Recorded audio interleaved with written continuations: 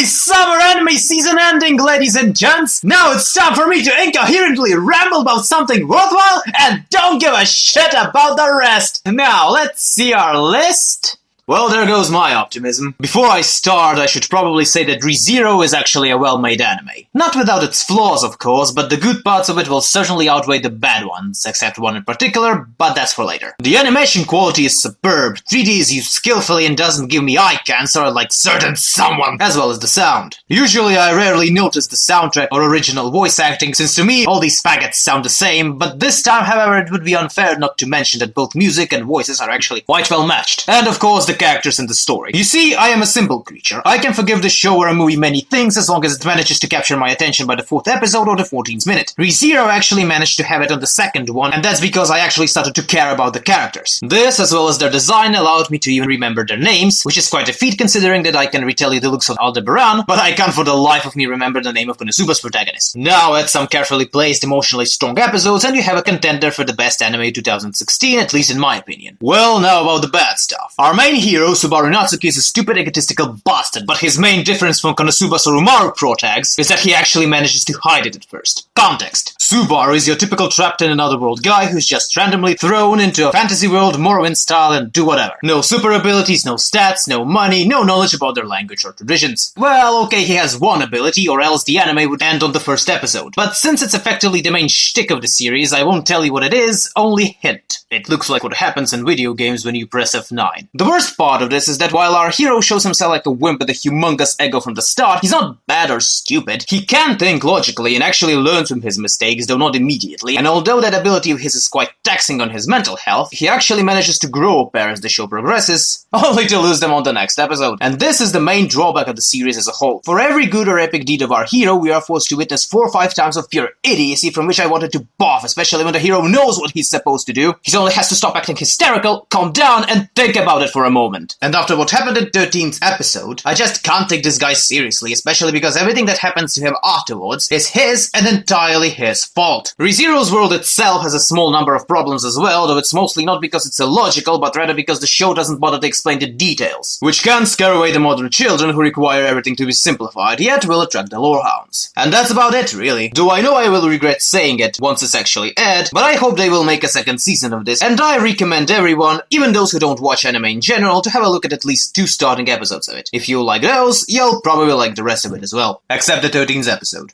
Oh yeah, and the real ending.